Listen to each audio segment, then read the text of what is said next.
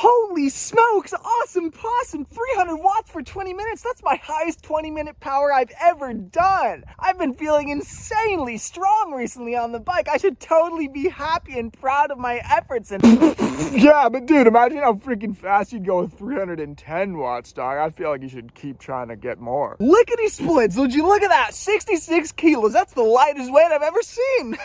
I guess my hard work with my diet and my training is really paying off. I'm gonna be freaking ripping next week in my race. Riddle me this, son. If you were 65 kilos, you'd be 30 seconds faster on that climb. I think what you really should do is a 36-hour water fast. Greed is the root of all evil, guys. It's totally normal. We are endurance athletes, and we are always constantly wanting more. It's just the reality of how we are wired as humans. But guys, the greed is ruining our performances. A lot of the times, we are doing ourselves no good by constantly searching for more, wanting more, murdering our gains. Let me tell you, have you ever done your B race, your second level priority race, with a way better condition than you ended up doing your A race? Guys, this happens so often. We all know someone that this has happened to. They have their B race, maybe a tune-up race a little bit before their most important race, a bike race, a marathon, whatever, and they go and they smash that B race, that tune-up race, and they're thinking, fuck yeah, we are ripping. Can't wait. We're going to be unbelievable come the A race. And guess what, guys? They go and do their A race, and they were worse than they were a couple weeks before in their B race. The classic example in cycling is the Criterium de Dauphiné versus the Tour de France. Now, the Dauphiné is a tune-up race. It's basically the mini Tour de France. All the riders use it as a tune-up race for the Tour de France, which is obviously their A race, most important, number one priority race of the entire season. And every year there's some rider that goes to the Dauphiné and he's just ripping, absolutely flying. There's a bunch of hype. This guy's gonna be a Tour de France contender, blah, blah, blah, blah, blah. And he gets to the Tour de France and he's worse. Now, what happened to this poor guy? He went, did the Dauphiné, got all hyped. He saw his highest level ever and he thought, ooh, baby, we are mobbing. All we need to do is get a little bit better, a little bit lighter, a little bit more power in the legs, and we are going to be a contender for the podium in the Tour de France. So what did they do? They left the Criterium de Dauphiné after having done a sweet result, all motivated, brimming with motivation and desire to continue pushing for more. They went home and they did some stupid shit. They tried to lose an extra kilo when they were actually at their lowest possible weight that their body could tolerate. Or they tried to do another block of hard, high intensity and their body was already at its limit. They fell off the cliff, guys. Now, what is the cliff that I am speaking about? Basically, it goes like this. When we are building our condition, we're improving our level. We're climbing up the mountain, guys. And what's at the top of the mountain? The peak of the mountain. And guess what's on the other side? A freaking giant ass cliff. It's totally normal to be feeling better, to be seeing improvements, to be improving constantly when we are climbing this mountain, getting ever closer to our peak. And guys, obviously, the point of trying to do our peak is to reach our very peak level of performance on the exact day of our race during that period of time where we want to be in our top condition. But guess what, guys? This is one of the most tricky things in the sport, to peak at the right time. Even the very best pros botch this up all the time. What happens if you reach your peak and you continue pushing for more? Boom, you fall off the other side. You go plummeting off the cliff. And guys, this is when we start feeling stale. Our body stops reacting well to the trainings.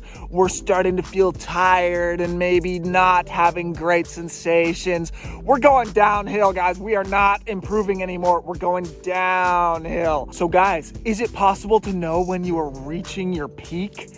Unfortunately, no. This is the thing. No coach, no human, no AI robot, ChatGTP is going to be able to tell you when you are at your peak. It's basically a lottery. Honestly, for some people, a peak can happen and you don't even really know it. And you might just be feeling pretty damn good on the bike, guys, and might be actually peaking. And you might actually be thinking, oh, hell yeah, I'm hoping to reach my peak in 3 weeks.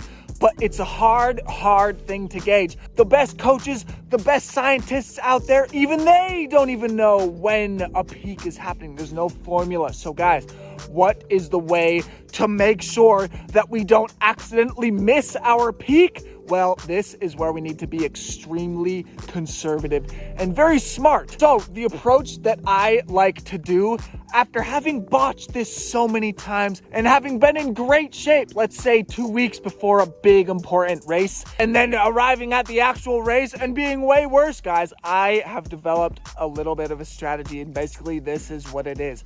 With you're feeling good and you're feeling confident and you're feeling really solid, good sensations on the bike, do not push for more. What I want you guys to do, conservation mode, cruise mode, autopilot. We do not want to be feeling really good and get stuck in the trap of wanting to push for more. So if you're 2 weeks out from your race, 3 weeks out from your race, you're feeling really good, you have great sensations, do the bare minimum to try and conserve the level that you have. Nothing stupid, no idiotness, no fasting, no sauna hour, no 7-hour rides, no crash dieting, no extra hard blocks of intervals, the bare minimum, conservation mode. That way, guys, we're doing everything that we have in our power to ensure that on race day, we are going to show up and we're going to at least have some really, really good condition. Instead of gambling it all and trying to get there at exactly 100% of our peak level, so easy to go off the other side, fall off the cliff,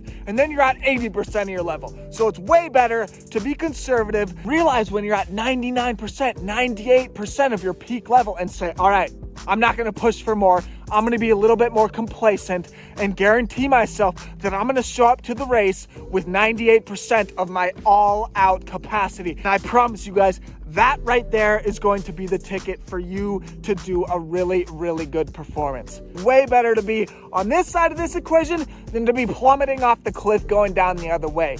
With bad momentum, negative momentum, you'd rather be going on the up still, and that's when you want to hit your A race. So yeah, guys, it's a good trick. Like I say, I've made this mistake freaking millions of times, totally ruined a lot of hard work, and ended up kicking myself in the foot after the race thinking, God damn it, if only I would have been smart, if only I could have had those legs that I had 2 weeks ago, guys, I would have done an amazing performance, and I ended up doing a shitty one and shitting the bed. So guys, don't make those mistakes from your boy Keegan. How did I learn all this shit that I preach to you guys? By being a freaking idiot myself. So don't do the same stupid things that I've done, guys, and try and save yourself from wasting a lot of hard work. So yeah, if you like the video, as always, please give me a like.